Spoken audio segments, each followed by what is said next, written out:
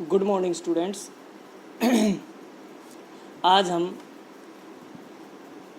हमारी जो पुस्तक है अंग्रेजी की उसके दूसरे lesson the sound of music के बारे में आपको उसकी समरी जो है उसको बताएंगे।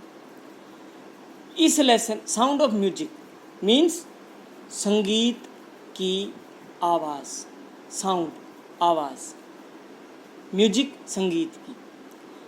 इसमें जो कैरेक्टर्स हैं उसमें मुख्य जो कैरेक्टर है वो एल्विन ग्लेनी है।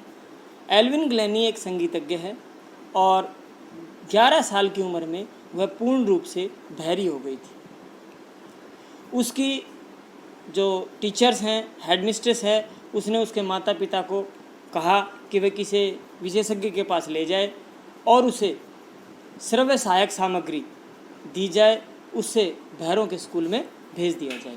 लेकिन एल्विन ने किसी भी प्रकार से हार नहीं मानी और उसने एक साधारण जीवन जीने का निश्चय किया और अपनी जो संगीत की जो रुचि है उसको बनाए रखा। एक बार उसने एक लड़की को जाइलाफोन जो होता है, ये वाद्य यंत्र होता है, उसको बजाते हुए देखा और उसने मन में निश्चय किया कि मुझे भी संगीत को बजाना है। लेकिन आप बच्चे आप जान सकते हैं कि किस प्रकार एक बहरा व्यक्ति संगीत को अनुभव कर सकता है, जिसको सुनता ही नहीं हो। जो आदमी सुन नहीं सकता हो, क्या वह संगीत के धुन या उसकी ध्वनि को सुन सकता है? बहरा आदमी है, सुन ही नहीं सकता। लेकिन हमारे शरीर की जो ज्ञानेंद्रियां हैं उनसे हम उस संगीत को महसूस कर सकते हैं। जैसे अभी थंडरस्टॉर्म आता है और जब ज़मीन हिलती है तो हम उसके ऊपर खड़े होते हैं तो हमें महसूस होता है हमारे पैरों के माध्यम से, हमारे पैरों की धमनियों के माध्यम से कि भाई वो थंडरस्टॉर्म आया हुआ है। एल्विन के जो अधिकतर अध्यापक थे उन्होंने हतोत्साहित किया, लेकिन कहता है एक तबला बजाने वाले एक उसके टीचर थे जिनका नाम था रॉन फोबर्स। उन्होंने उसकी जो क्षमता है उसको समझा और उसने उसे 2 बड़े बड़े ड्रम दिए और उन्हें अलग अलग धुन बजाना शुरू किया और उससे कहा कि वह उन धुन को कानों के माध्यम से न सुन करके किसी और तरीके से महसूस किए। देखिए, जब हम ध्वनि बजाते हैं, कोई ध्वनि बनती है तो उसकी धमक जो है वो धरती पर, धरातल पर या ब्रह्मांड में गूंजती रहती है।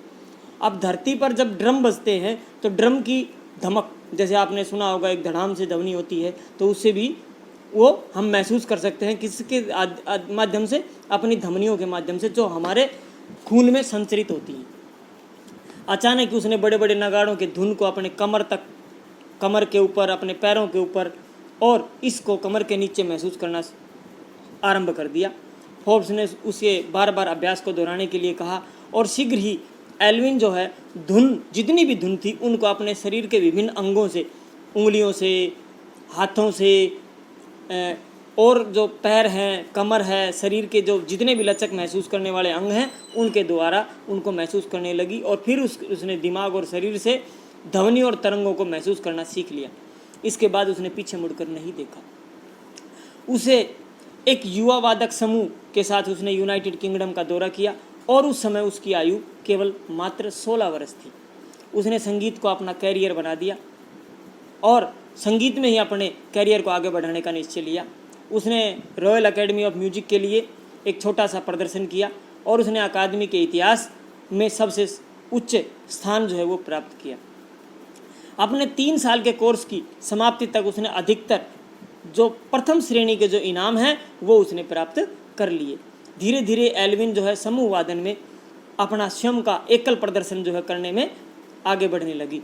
इस समय वह संसार की सर्वाधिक चहेती तबला वादक है। वो बहुत अच्छा तबला बजाती है और तबले, आप अनुमान लगा सकते हैं, एक बहरा व्यक्ति जब तबला बजा रहा है तो हर इंसान उसके धुनों को महसूस करता है। इस प्रकार हजारों वाद्य यंत्र प्राप्त बजाने में उसने निपुणता हासिल कर ली।